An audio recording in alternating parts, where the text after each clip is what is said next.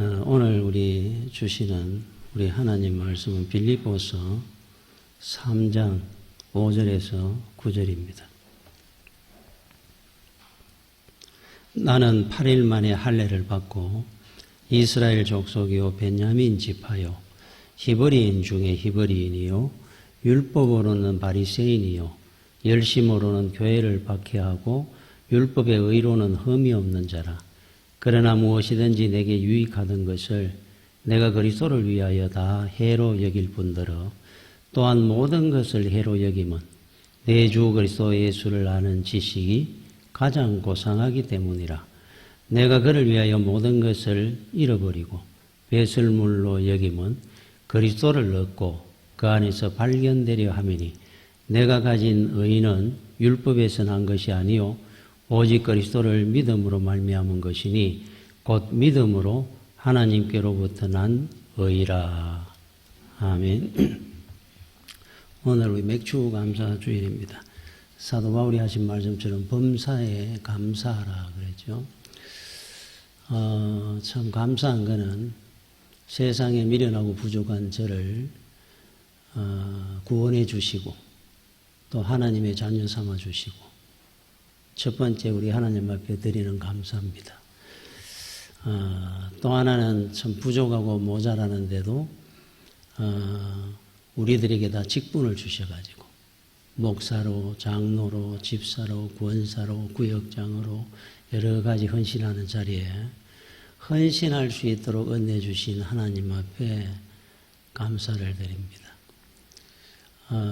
또 하나는 우리 가정과 우리 자녀들과 또 우리 하는 모든 일 위에 하나님께서 늘 은혜 주시고 지켜주시고 도와주셔서 오늘까지 복된 길을 오게 해주신 우리 하나님 앞에 진심으로 감사를 드립니다. 오늘 이 말씀은 사도 바울의 그 신앙 고백입니다. 간증과 같은 신앙 고백입니다. 8절에 보면은 이런 말씀이 나와요. 내가 모든 것을 해로 여기면 내 주 그리스도 예수를 아는 지식이 가장 고상하기 때문이라. 내 주 예수 그리스도를 아는 지식이 가장 고상하다. 이게 신앙의 핵심이거든요. 우리 기독교의 핵심입니다. 우리 주님을 아는 지식이 가장 고상하다. 더 이상의 가치 있는 것은 없다. 이겁니다. 초대교회 때 우리 그리스도인들 그 당시에는 뭐 로마 박해를 피해가지고 심지어 동굴 속에 숨어 살기 카타콤이라고 재산 다 버리고 뭐 일가 친척들 다 떨어지고 일자리 다 버리고 그 애들 데리고 가족들이 동굴에 들어간 겁니다. 거기서 죽으면은 거기 그냥 안치해 놨다가 공동묘지가 되는 것처럼 같이 살았어요. 그러니까 그때 살았던 그분, 그 신앙이 어떤 신앙이냐면은 지금 제가 방금 읽었던 내 주 그리스도를 아는 지식이 가장 고상하게 여겼던 믿음들입니다. 이분들이. 다른 거는 다 거기에 비하면 배설물 같고 아무것도 아니다는 거예요. 그 믿음을 가진 사람들이 카타콤으로 들어간 겁니다. 자, 그런데 AD 313년에 기독교가 공인이 됩니다. 인정을 받았어요. 그러고 나니까 여러분 유럽 여행 갔다 오면 저는 못 가봤습니다만은 갔다 온 분들은 그런 이야기를 합니다. 관광지라고 다니니까 전부 거의 성당, 교회더라. 궁궐 같은 교회를 경쟁하듯이 짓기 시작을 했어요. 그러면서 기독교가 타락의 길로 들어갑니다. 베드로가 이런 말씀을 했죠. 은과 금은 내게 없지만 내게 있는 것으로 네게 주노니 너는 일어나 걸어라. 은과 금이 없던 시절에는 그리스도 예수를 아는 지식이 제일 고상했습니다. 그런데 교회가 재산이 많아진 겁니다. 은과 금이 많아지고 나니까 관광지로 변모를 했습니다. 교인들에 의해서 교회가 운영되는 것이 아니라 관광 수입을 가지고 교회를 운영을 하기 시작을 하는 거예요. 이유는 그리스도 예수를 아는 지식이 가장 고상했던 적이 있었는데 그게 가장 고상하지 않는 시대로 들어간 겁니다. 답은 딱 하나입니다. 그리스도 예수를 아는 지식이 고상하지 않게 되면 이런 현상이 일어납니다. 타락합니다. 교회들이. 1885년에 우리나라 지금 정확하게 말하면 140년 됐습니다. 인천 재물포항으로 언더우드, 우리 장로교 선교사이던 언더우드 선교사, 그 다음에 감리교 선교사이던 아펜셀러 선교사가 성경을 들고 들어옵니다. 그러면서 8, 90년 정도까지는 한국 교회가 그리스도 예수 하는 지식이 가장 고상했습니다. 그래서 몇십 리길을 찾아가 가지고 말씀을 들으러 갔어요. 촌이나 어디든지 부흥회 한다 그러면은 그 당시에 버스 타기도 잘 다니고 않을 때 아침 일찍 저녁 일찍 밥 먹고 해가 출발해가 부흥회에 참석하려고. 유일한 소망이고 기쁨이었던 것은 예수 그리스도였거든요. 예수 그리스도 아는 지식이 제일 고상했으니까 얼마나 열심히 였는지 모릅니다. 자, 그런데 교회가, 한국 교회가 유럽의 교회들처럼 그리스도 예수 하는 지식이 가장 고상하지 않기 시작을 하는 거예요. 그러면서 유럽 교회들처럼 이제 교회가 비어져 가기 시작합니다. 여러분들은 다시 신앙 고백, 신앙의 핵심이라고 하는 이 말씀을 다시 한번 마음에 두고 한번 새겨봐야 됩니다. 신앙이라는 것이 뭐냐? 한마디로 딱 이야기를 해봐라. 그러면은 예수 그리스도를 아는 지식이 가장 고상하다. 이게 신앙의 핵심이거든요. 다른 거는 세상에 얼마나 가치 있는 것이 없습니다. 자, 그러면은 여러분의 신앙을 확인해 볼 수 있는 길이 하나 있어요. 예수 그리스도와 세상에 여러분이 가지고 누리고 또 하고 싶어 하는 많은 일들, 어느 쪽이 더 가치 있고 무겁게 느껴지느냐를 확인해 보면 됩니다. 여러분, 제가 한번 이야기했죠. 천칭이라고, 저울. 저 법원의 상징으로 되어 있는 중앙에 이래 들고 양쪽에 저울, 서로 무게를 이래 다 할 수 있는, 이래 얹어 놓는 거 있지 않습니까? 이렇게 저울이 이렇게 생겼는, 이쪽에 무게, 이쪽에 무게에서 딱 드는. 이 인생의 천칭이라는 저울을 여러분들이 갖고 있다 생각하시고, 자, 여러분들이 생각하는 나는 이거를 한번 누리고 싶다. 이거를 위해서 열심히 내가 한번 살아간다. 하는 귀하게 여기는 거, 무겁게 생각하는 거, 중요히 생각하는 거, 그게 재물이든, 뭐 권세든, 출세하는 거든, 뭐 건강이든. 자, 이거를 한쪽에 올리십시오. 다, 전부 다. 원하는 거. 이쪽에는 하나만 올리면 됩니다. 예수 그리스도. 들어서 어느 쪽으로 기울어지느냐를 여러분 스스로 한번 냉정하게 판단을 해보십시오. 나는 예수 그리스도 쪽의 무게가 더 무거워져 가지고 내려갈 것이다. 이쪽에 아무리 많은 걸 넣어도. 아니면은 내가 솔직히 가만 생각해 보니까 그래도 나는 예수 그리스도보다는 내가 이쪽에 하고자 하는 이게 더 무거울 것 같아. 이거로 우리 신앙을 확인해 보면 됩니다. 어느 쪽이 더 고상한지를. 자, 하나님의 진리의 말씀은 빛입니다. 빛. 진리 안에 살지 않는 사람은 빛 없는 어둠에 속하게 사는 겁니다. 한치 앞에 안 보이는 깜깜한 어둠에 헤매는 겁니다. 여러분, 구약과 신약이 나누어지는 구약의 제일 마지막 선지자는 말라기 선지자입니다. 말라기와 신약의 마태복음이 시작되는 주님의 말씀이 이제 복음이 들어왔던 이때까지의 기간을 400년이라 그래요. 이 400년의 기간을 신약과 구약 이 기간을 암흑기라 그럽니다. 암흑기. 암흑기라고 부릅니다. 왜 그러냐면은 진리가 없는 기간은 암흑입니다. 그래서 이 기간을 우리는 암흑기라고 합니다. 야, 우리나라를 한번 둘러보십시오. 복음이 우리나라 들어오기 전에 140년 전에 여러분 복음만 성경만 들어오는 것이 아닙니다. 우리 눈에는 안 보이지만은 하나님의 말씀이 어느 나라에 들어갈 때 어느 가정에 들어갈 때, 한 개인의 심령에 들어갈 때는 말씀만 들어가는 것 같지만은 거기에 정치고 경제고 교육이고 문화고 뭐 의료고 다 붙어 들어갑니다. 우리나라 역사가 그랬습니다, 실제로. 복음이 들어가는 나라들은 복음만 갖고 교회만 부흥하는 게 아닙니다. 민주주의부터 해가지고 경제부터 해가 다 들어가는 거예요, 같이. 우리나라 역사도 똑같습니다. 저는 제가 참 이래 안타까워하는 옛날에 뭐 역사에 나온 인물들 중에 뭐 유배를 간다든지 억울하게 그런 분들도 많이 있지 않습니까? 참 이분은 참 굉장한 분인데 안타깝다. 이래 생각하는 분이 혹 있는데, 허난설은이라고 여러분 아실 겁니다. 허균이라고 홍길동전을 썼던 그 누이 되는 사람입니다. 이 사람은 14살에 결혼을 했어요. 15살 된 김성립이라는 사람과 결혼을 했습니다.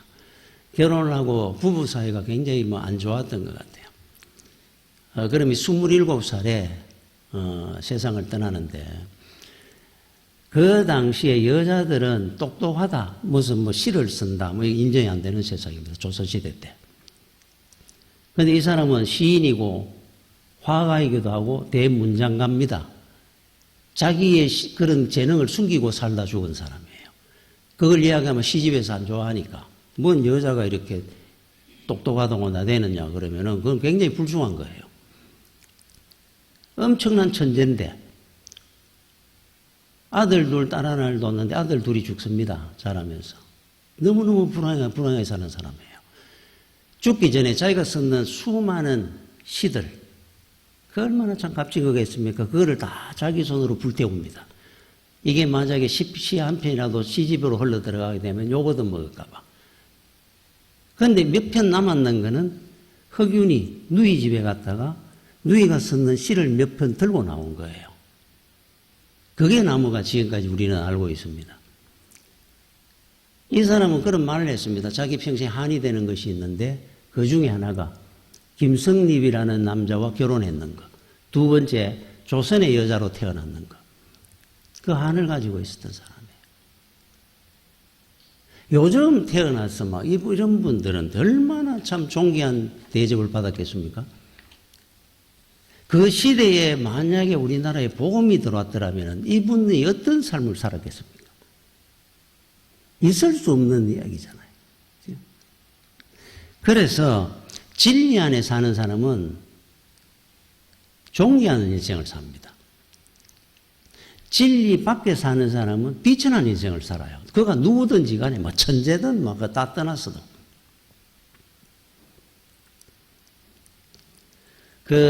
저희 동네에 굉장히 부잣집이 하나 있었습니다. 그런데 뭐 저는 그분에 대해서 모릅니다만 그 당시에 할아버지 저는 중간고등 다닐 때 큰 목재소를 한다고 들었습니다.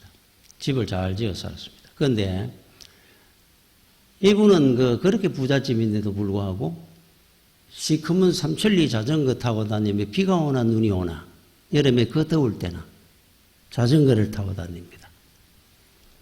그 일하는 데부터 시커멓게 해가지고 그러면서 집에 퇴근해가 돌아올 때가 8시든 9시든 여러분 대포락 하는 거 압니까? 대포 한 잔에 그때 100원 할 때 막걸리 한 사발 그거를 가가지고 우리 동네 어귀에 있는 포장마차가 있는데 거기 가가지고 100원을 주고 대포 한 사발을 먹고 그것도 안주나 이런 거는 안 시킨다 그래요. 그냥 김치에 그 있는 거 한 점 먹고 올라옵니다. 유일한 낙입니다, 이분은.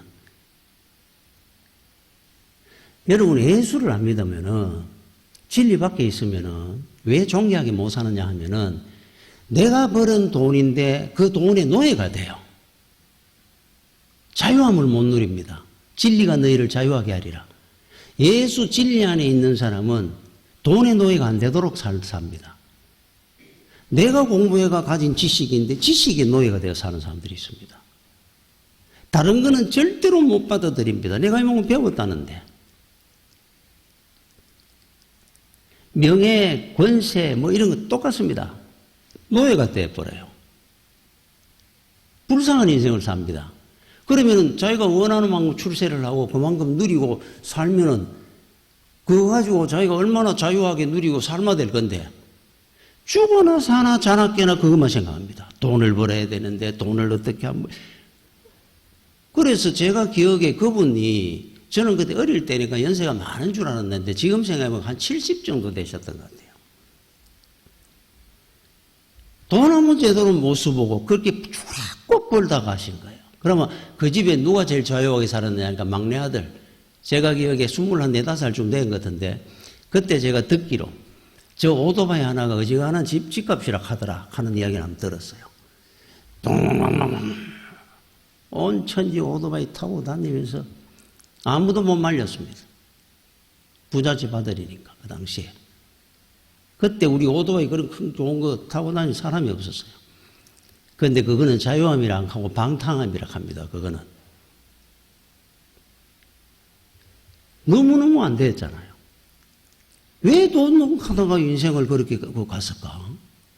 노예가 돼버리니까. 왜 우리가 진리 안에 살아야 하고 빛 가운데 살아야 되느냐 하면은 여러분들이 예수 그리스도를 가장 고상하게 여기는 그 지식을 갖고 안 살면은 세상이 잘못된 것으로 끌려다닙니다. 혼란이 옵니다. 이거 없으면 나는 죽습니다. 돈 없으면. 이 내 권세 없으면. 시킨 대로 끌려다닙니다. 죽어나 사나 이것만 쫓아다니다가 갑니다. 얼마나 안 됐고 불쌍합니까? 여러분 인생이라는 것이 황금기가 있어요. 황금기라는 게 있습니다. 우리가 골든타임 그러죠. 황금 시간대가 있습니다. 그러면 우리가 그 TV에는 주로 9시 전후로 황금 시간대 그래요. 그래서 9시 뉴스 하는 그 시간대. 자, 인생도 똑같습니다. 인생의 황금기가 여러분 제가 늘 우리 청년들한테도 한 번씩 하고 했는데 그래프를 그려보라 그럽니다. 지금은 이제 나이가 20년, 30년 살고 뭐 그래프 크게 그릴 게 있겠습니까? 그러나 한번 언젠가 시간이 나면 한번 그려보고 나이가 한 60쯤 되거든 한번 그려보라 그래. 이래 인생의 그래프를. 내가 좋았던 때 내 인생의 그 그래프의 꼭지점이 언제였는지 아니면 내 인생의 그 그래프가 뚝 떨어져 가지고 행복이라는 것이 없었던 참 어렵고 힘든 때는 언제든지 한번 인생을 10대, 20대 해가지고 쭉 한번 그려보라 그래요. 제가 장담컨대 여러분 인생의 황금기는 돈 많이 벌고 내가 출세하고 시간이 없어가지고 쫓아다니고 잠잘 시간이 없을 정도로 돈 벌고 하는 그때가 여러분 인생의 황금기 같지요. 오히려 그때가 인생의 불행한 시기를 맞는 사람이 많습니다. 부부간의 신뢰를 잃어버리기도 하고 가정이 부서지기도 하고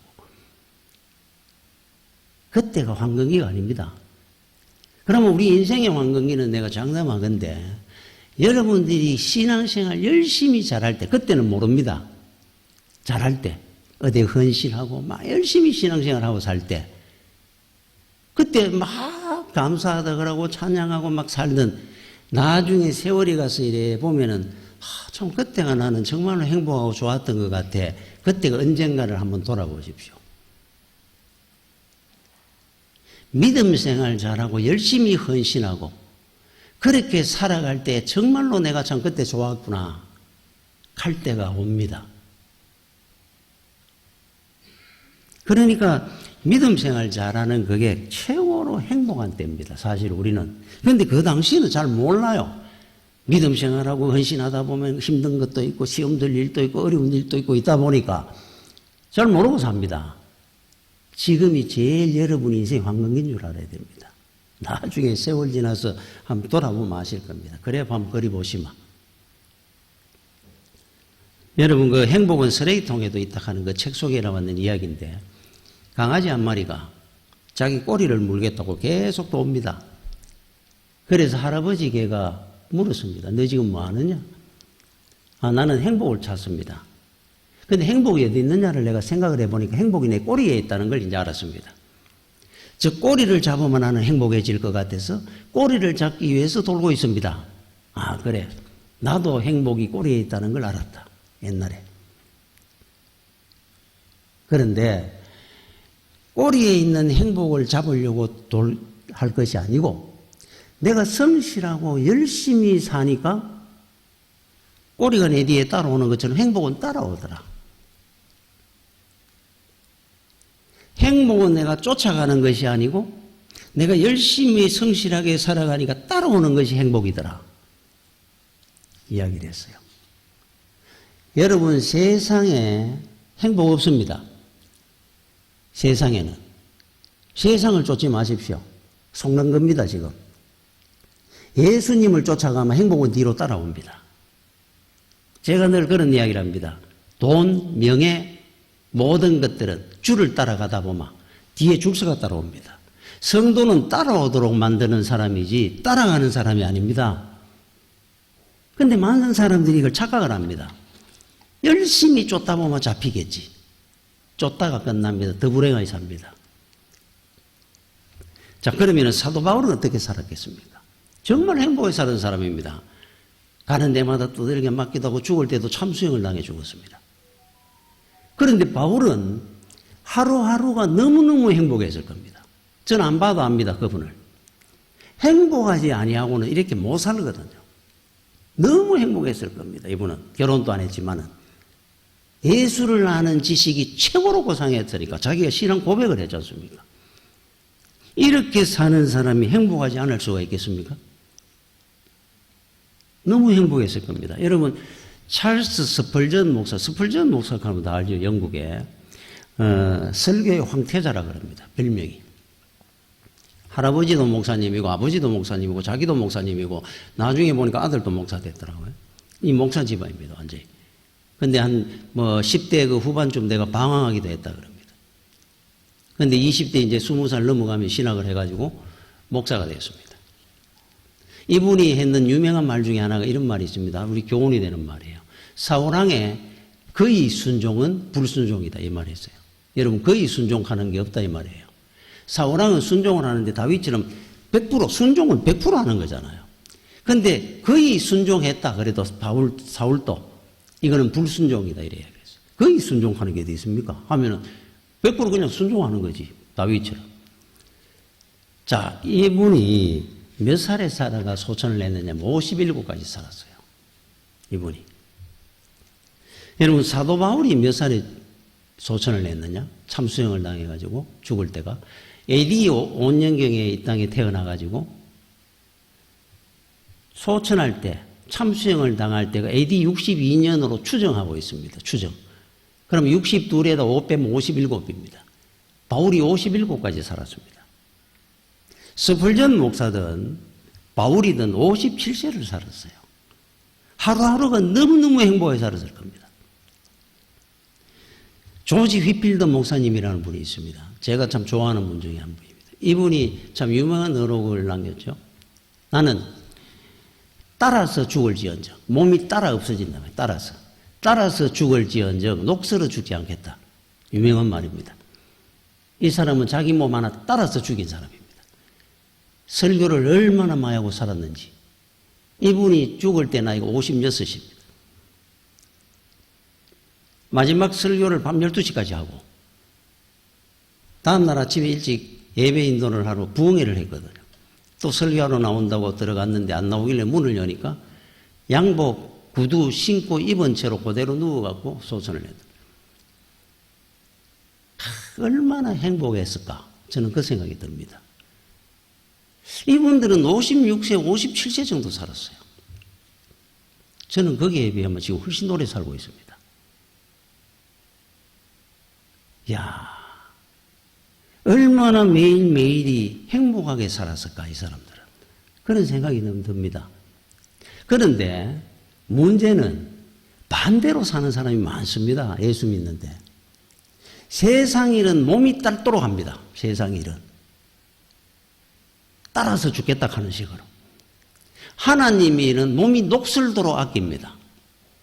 그게 문제라는 거예요. 제가 드리고 싶은 말씀은. 조지 빌더 목사, 미국의 대각성 운동을 주도했는 분인데 미국을 뒤집어 놨는 사람입니다. 이 사람은 18세기에. 자, 이렇게는 우리가 못 살더라도 세상 일하는 거에 비해가 100분의 1도 안 하니까 영적으로 녹이 있을 것 같아요. 세상 일은 따라 수 없을 정도로 뛰어다니면서. 이걸 우리가 한번 돌아봐야 된다는 거죠. 여러분, 휘필더 목사님 한 말씀처럼 주의 일을 한번 몸이 한번 딸도록 한번 해봐야 되겠다. 그래 봐야 어떻게 그분처럼 하겠습니까마는 그런 마음으로 각오로 여러분 한번 살아보십시오. 기쁨과 은혜와 행복이 함께 여러분 인생에 따라올 겁니다. 고린도후서 6장 9절에 10절까지 무명한 자 같으나 유명한 자요 죽은 자 같으나 보라 우리가 살아있고 징계를 받는 자 같으나 죽임을 당하지 아니하고 자 우리가 어떤 존재인지 근심하는 자 같으나 항상 기뻐하고 가난한 자 같으나 많은 사람을 부유하게 하고 아무것도 없는 자 같으나 모든 것을 가진 자로다. 야, 제가 굉장히 좋아하는 말씀입니다. 멋있지 않습니까? 우리가 어떤 존재냐? 참 이런 사람. 세상 사람들이 불교 신자 욕하는 거 봤습니까? 불교 믿는다고? 욕 안 합니다.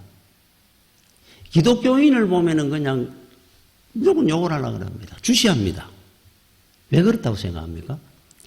세상 사는, 똑같이 우리가 세상을 자기들하고 세상 가운데 있는데도 세상 사는 스타일이 다르다는 거예요, 우리가. 그게 꼴보기 싫다는 겁니다, 그 사람들은. 그럼 어떻게 다른 거냐? 무명한 자 같으나 유명한 자요. 이 표현의 의미입니다. 지금은 그 사람들이 우리가 무명한 자입니다. 별거아니라고 생각합니다. 아무 의식 없습니다. 우리 보면 그냥 욕이나 합니다. 그런데 언젠가 우리가 유명한 사람이라는 걸 알 때가 와요. 자, 사람들이 살다 보면은 어려움이 올 수 있습니다. 근심할 일이, 그래서 친구끼리도 그러지 않습니까? 니 요새 뭐 얼굴빛이 안 좋은 것 같은데 근심거리 있나? 그렇게 이야기하는 경우도 있지 않습니까? 표가 납니다. 근심거리 있는 사람은. 그런데 예수 믿는 사람은 근심거리 있는 정도, 숨기는 정도가 아니고, 그거야 뭐 그래도 누구 보기에 그런 자존심이 있어가 내가 표현 안 하고 살겠다 싶어가 할 수도 있겠는데, 그 정도가 아니라 기뻐하더라는 거예요. 근심거리가 있는데 기뻐하더라. 도대체 뭐야 저거는. 그래서 사도 바울을 보고 베서도 총독이 니가 미쳤구나 그랬어요. 이 정상이 아니구나 저거는. 두드림 마감이 굶어감이 거지처럼 사는데 옛날에 얼마나 참 괜찮은 사람이었습니까? 출세하고 대단한 권세를 가지고. 그런데 말을 하는 게 참 당신이 보니까 안 됐다 그러고 뭐 저기 미쳤구나 저거. 스타일이 다르다는 겁니다. 그죠? 그러면서 가난하면은 뭔가 사람이 가난하면 기가 죽어도 죽어야 될 건데 오히려 있는 사람을 보고 불쌍하다는 거예요. 예수 믿는 사람들이. 아무것도 없는 것 같은데 지는 보니까 모든 걸 가지고 있는 처럼 굉장히 여유롭고 누구 축복해주고 그리 꼴보기 싫어하는 겁니다. 저건 도대체 뭐야 저거는. 자, 그런데 언제 아느냐. 인생 살다 보면 자기들도 어려움 올 때가 오거든요. 근심거리 있을 때 옵니다.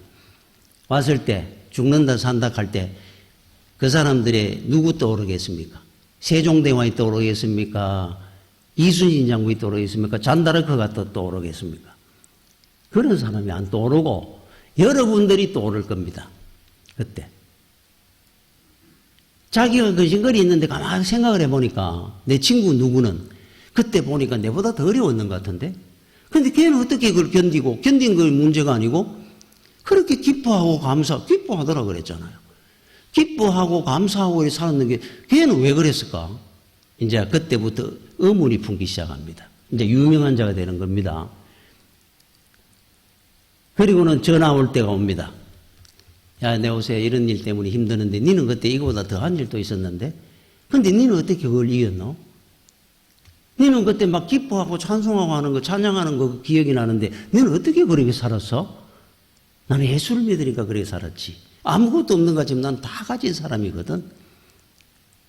나도 그러면 교회 갈게. 우리는 이런 사람이다 이 말입니다. 그래서 무명한 자 같으나 우리는 유명한 자요. 이유가 뭐냐 그러니까 그 밑에 쭉 나오는 것이 바로 그 내용입니다. 근심하는 자 같은데 기뻐하고 아무것도 없는 것 같은데 모든 걸 가진 것 같고 지금은 모르지만 언젠가 그들이 알 때가 옵니다.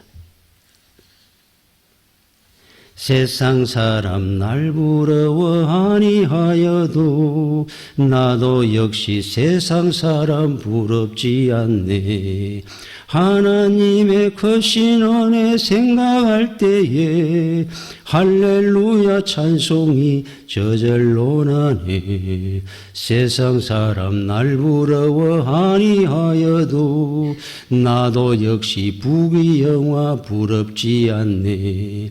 예수님의 신부 될 것 생각할 때에 할렐루야 찬송이 저절로 나네. 이 우리 주제가 아닙니까? 그 사람들은 지금 모릅니다. 우리 안 부러워하겠죠? 우리도 부귀영화 안 부럽습니다. 우리 모든 걸 다 가진 사람들인데 뭐가 걱정거리가 있습니까? 여러분이 이렇게 살고 있지 않습니까 지금? 그래야 여러분들은 유명한 자가 되는 겁니다. 여러분들을 보고 전화문하는 친구가 생기는 겁니다. 이래야. 그죠? 앞으로 예수 그리스도 신부 될 날 생각하니까 뭐가 내가 더 걱정할 것이 있습니까? 이게 우리란 말이에요. 고린도전서 1장 26절에서 29절을 한번 읽어보겠습니다. 형제들아 너희를 부르심을 보라. 육체를 따라 지혜로운 자가 많지 아니하며 능한 자가 많지 아니하며 문벌 좋은 자가 많지 아니하도다. 그러나 하나님께서 세상에 미련한 것들을 택하사 지혜 있는 자들을 부끄럽게 하려 하시고 세상에 약한 것들을 택하사 강한 것들을 부끄럽게 하려 하시며 하나님께서 세상에 천한 것들과 멸시받는 것들과 없는 것들을 택하사 있는 것들을 폐하려 하시나니 이는 아무 육체도 하나님 앞에서 자랑하지 못하게 하려 하심이라. 접니다. 여러분 그 아프리카에 가면 스프링복이라고 하는 영양이 있습니다. 굉장히 잘 달리고 높이 뛰고 막 굉장히 날쌔입니다. 이 양은. 그런데 이 양은 그 무리지어가 삽니다. 수백 마리 수천 마리가. 풀을 뜯어먹고 삽니다. 그런데 어느 날 풀을 다 먹고 나면 다음 풀을 먹을 자리로 이동을 할 때 난리가 나는 거예요. 서로가 앞자리에 좋은 자리에서 풀을 뜯어 먹고 싶은 욕심에 뛰기 시작합니다. 팍!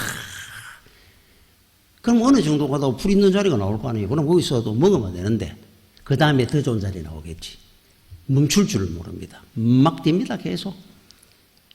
1등부터 100등, 500등, 1000등 막 뜁니다. 막. 내가 1등으로 갈 거야. 팍! 그러다가 어느 낭떠러지를 만나면은 차례대로 막 다 떨어져 죽습니다. 브레이크를 못 잡아. 그래갖고 재참사가 일어나는 스프링복이라는 영향이 있어요. 그럼 다 멸종해버리고 없어야 되는데 그걸 어떻게 지금까지 살아있습니까? 그렇게 많은 무리를 재워가지고. 이유가 있습니다. 그때 제대로 못 뛰는 양들이 있어요. 건강하지 못하고 그만한 능력이 안 되고 빌빌비실비실거리는 양들은 포기를 합니다. 막 뛰가니까. 고마 뒤에 이제 흐르는 남은 능기나 풀이나 뜯어먹고 질질질 따라가면 뛰봐야 못 뛰니까 지는. 그 양이 살아남아가지고 또 새끼를 놓고 번식을 하는 거예요. 압니까? 우리 어머니가 저한테 늘 뒤로 돌아 1등하면 돼. 가는 거예요. 거기입니다. 뒤로 돌아 1등하면 겁니다. 자, 우리를 하나님이 선택하실 때 우리 능력 보고 했다 생각합니까? 스펄전 목사가 최고의 자기를 욕을 하는 내용 중에 하나가 이거라 그래요. 목사님은 목사 안 해도 뭘 해도 성공했을 겁니다. 사단의 칭찬이다 이렇게 했어요. 나는 아무것도 할 수 있는 것이 없습니다. 그랬어요. 성령이 역사에서 일어난 거고 이것도. 그렇잖아요. 하나님이 분명히 골랐을 겁니다. 모자란 것들. 우리나라 역사에도 똑똑하고 잘난 사람 낭떠러지에 많이 떨어졌습니다. 안 그런 사람이 이 역사를 이끌어온 겁니다. 결국은. 하나님 나라도 똑같습니다. 여러분 김삼환 목사님이 집안이 부유하고 잘 살았으면 초등학교 5학년 때부터 교회에 종을 쳤다는데 고등학교 졸업할 때까지. 그때 새벽기도, 수요 예배, 주일날 예배, 저녁 예배, 초종, 재종 두 번이 쳤잖아요. 초종 치고 30분 뒤에 예배 시작할 때 또 재종감이 또 치고 그거를 자기 혼자 했답니다. 집안이 부유하고 괜찮았으면 교회 종줄 잡았겠습니까? 그분이. 하나님 날 좀 도와주십시오. 우리 집은 너무너무 가난하고 저는 아무 능력도 없고 부족합니다. 하나님이 도와주시고 은혜하시면 저는 살 길이 없습니다. 주여 카미조의 종주를 쳤답니다. 교회 종주를 잡았답니다. 모자란 것이 때문에 우리는 은혜를 받은 사람이에요. 내가 어느 정도 좀 사는데 교회 종주를 말라고 잡겠습니까? 그거는 우리의 부끄러움이 아니라 우리의 자랑입니다. 나는 누구보다도 못나고 능력 없고 무능하기 때문에 하나님께서 나에게 은혜를 주신 겁니다. 사도 바울이 늘 합니다. 이렇게 대단한 사람도. 제가 한 분 이야기를 하면 윌리엄 카우프라는 분이 있어요. 이분은 32에 살다가 앞면에 자꾸 막 나는 내 인생이 왜 이렇게 힘들어? 그러니까 자살한다고. 영국 사람인데. 템즈강에 내가 뛰내려가 죽어야 되겠다. 그래서 그 당시에 18세기 마차 타고 다닐 때 마차를 탔습니다. 템즈강에 내려주십시오. 이제 마차를 타고 가는데 마부가 가다 보니까 이 사람이 시원찮네. 뭔가 느낌이 옵니다. 그래서 젊은이 인생을 그런 식으로 포기하지 말게 아무 말을 안 했습니다. 그래 가다가 마차를 세우는 겁니다. 뒤로 돌아보면서 왜 자기 인생을 포기하려고 하느냐. 템저강으로 가지 말고 교회를 찾아가게. 아니 자꾸 이렇게 얘기를 하니까 내린 겁니다. 터벅터벅 그러다 집에 왔습니다. 자 그러다가 1년을 살다 보니까 도저히 못 살겠어요. 내 인생 내 이래 살아가면 차라리 죽는 게 낫지. 그래서 약을 먹었습니다. 음독 자살을 기한다고 약을 먹었는데 집에 쓰러져가 있는데 옆집에 분들이 음식 갈라 먹는다고 음식 갖고 와가 찾아왔어요. 문을 두드리다가 나중에 사람이 안을 들다 보니까 막 거품을 흘리고 쓰러져 있으니까 어이구 막 연락을 해가 또 위세척이가 살렸어요. 또 살았습니다. 마지막으로는 의자 위에 앉아가 위에다가 걸어가지고 목을 매가 죽는다고 목을 매고 있는데 우체부가 우편 갖고 돌아다가 유리로 보고 쫓아들어와가지고 또 붙들어가지고 나는 왜 죽는 것도 나는 제대로 못 죽느냐. 그 친구가 결국 데리고 교회를 갑니다. 그때 교회 가서 만난 목사님이 존 뉴턴 목사님. 어메이징 그레이스. 그죠? 나 같은 죄인 살리시. 이 목사님을 만난 겁니다. 교회를 가가. 존 뉴턴 목사님을. 그 목사님하고 앉아가 기도를 하는 중에 이 목사님이 그러는 겁니다. 당신한테는 작사하는 은사를 가지고 있는 것다. 주의 영광을 위해서 많은 작사를 해라. 그러면 얼마나 큰 은혜를 받을 건데 왜 그렇게 인생을 포기하려고 하느냐. 작사를 했어요. 첫 번째 작사한 겁니다. 자기가 예수를 만나고. 그게 지금 우리 찬송에는 없습니다. 옛날 찬송가 80장에 이 가사를 그냥 한번 읽어보겠습니다. 1절 3절. 주 하나님 크신 능력 참 신기하도다. 바다와 폭풍 가운데 주 운행하시네. 모든 곳에 주님이 계시도다. 깊은 구름 우리들을 뒤덮을지라도 그 자비하신 은혜로 우리를 지켜주시네. 어둠에서 소경같이 나 헤맬지라도 주 나를 불쌍히 보사 앞길을 비추시네. 이런 가사예요. 이분이 쓰는 겁니다. 67곡을 작사했습니다. 많은 사람 앞에 높임을 받았습니다. 자, 우리 하나님께서 어떤 사람을 쓰시느냐? 나는 능력이 없어서 주의 일을 못해요. 그래서 설락하는 겁니다. 나는 요즘 너무 힘들고 어려웠습니다. 그래서 유명한 자로 만들려고 하는 거예요. 하나님 영광 받으시려고. 그걸 여러분들은 만들어자고 생각합니다. 여러분 괴테는 이런 말을 했습니다. 먼지도 햇빛을 받으면 빛이 난다. 빛이 나잖아요. 창문을 열면 햇빛이 쫙 먼지들이 먼지도 햇빛 받으면 빛이 난답니다. 예수 그리스도에 아는 지식이 가장 고상하게 여기고 살면은 진리는 빛입니다. 여러분 우리 먼지 같은 우리 인생도 빛을 나도록 만들 겁니다. 그래서 은혜 받은 사람이 사도 바울이고 김익두 목사님이고 내 옛날에 중학교 때 친구였던 고아였던 한 친구 너무너무 멋진 신사가 됐던 그 친구가 그때 고아가 얼마나 힘들었는데 먼지도 빛이 나도록 만드시는 하나님인데 먼지 같은 내 같은 인생을 주님을 만나가지고 은혜 가운데 이렇게 살아온 겁니다. 너무너무 감사를 드립니다. 여러분들도 믿음의 길 승리하시기 바랍니다. 기도하겠습니다. 주여 은혜를 감사를 드립니다. 참 세상에 모자라고 부족합니다. 그런데도 불구하고 하나님 은혜 가운데 오늘 가지고 왔습니다. 귀하게 또 쓰임받도록 은혜 주신 하나님 앞에 영광을 돌립니다.